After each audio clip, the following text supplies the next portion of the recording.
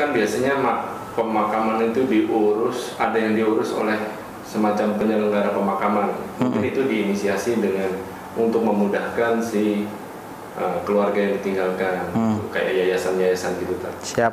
Nah, gimana caranya? Maksudnya kalau kita ingin menjalankan sendiri, tapi keluarga yang lain bilang udah ada yang urus, gitu. Padahal kita ingin berbakti seperti yang kita pelajari di Samila seri 1 itu. Oh gitu.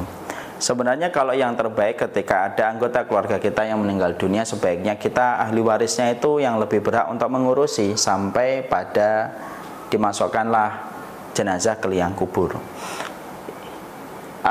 Ahlu baitihi aula bihi. Kalau kata Abu Bakar ketika menguburkan Rasulullah itu, ahlul baitnya Rasulullah itu yang lebih berhak untuk mengurusi jenazahnya Rasulullah.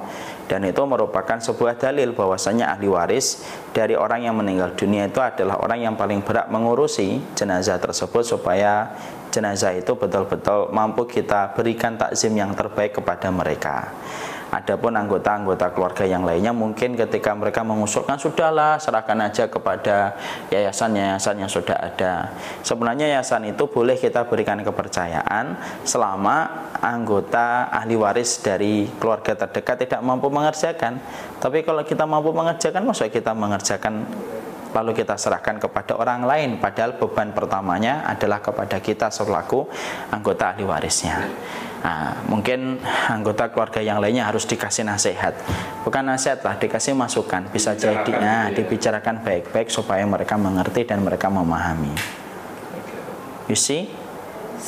You see 1,000 million. Masih 38. Iya. Nanti lupa, tinggal berapa lagi. Apa yang harus dilakukan seorang anak perempuan yang sudah menikah untuk dapat terus berbakti pada orang tuanya yang sudah meninggal? Yang bisa dilakukan yang pertama, jadikanlah dirinya menjadi wanita solehah. Dan indikator wanita solehah itu mudah. Bagaimana wajahnya menyenangkan suaminya dan mendapatkan ridho suami. Kalau wanita itu sudah solehah, maka kalau dia berdoa kepada ibu dan bapaknya diterima. Sudah sering saya ulang-ulang dalam banyak kesempatan, tidak setiap doa anak itu diterima sampai anak itu menjadi solih dan solihah. Maka kewajiban seorang putri ketika telah ditinggalkan orang tuanya, solihkanlah dirimu supaya doamu mustajab sampai kepada ibu dan bapakmu. Kemudian yang kedua yaitu adalah menyambung tali silaturahmi yang dulu disambung sama orang tuanya. Dicek orang tuanya nelpon siapa di antara keluarga dekatnya, nelpon paman, nelpon bibi, itulah yang harus ditelepon. Disambung tali silaturahmi. Ibu saya dekat sama om yang kedua, Ustaz. Nah, pada om yang kedua itulah kita harus bersilaturahmi. Oh, bapak saya ternyata akrabnya dengan adiknya yang paling bontot. Nah, pada adik yang paling bontot itulah yang kita dahulukan. Menyambung tali silaturahmi, yaitu menyambung tali silaturahmi itulah maksudnya kepada keluarga yang memiliki garis kekerabatan dan nasab dengan kita. Kemudian yang ketiga yaitu adalah bersedekah atas nama orang tua kita, sebagaimana riwayat dari saat ibunya meninggal dunia, lalu beliau ingin untuk bersedekah atas nama ibunya. Tanya kepada Nabi, Nabi mengatakan nyampe, berarti sedekah atas nama ibu. Misalkan ibu ini pengen ngasih donasi nih ke rumah dakwah yang sedang kita bangun ini supaya bermanfaat untuk dakwah.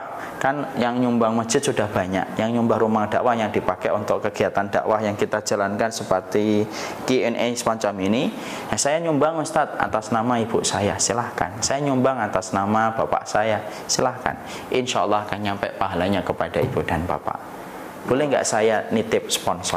Boleh, Ustaz. Nah, karena kita kan punya rumah dakwah ya, salah satunya antum kan juga beliau salah satu anggota keluarga dakwah Syamila. Kita punya rumah dakwah nih, dan rumah dakwah ini masih pakai dana talangan.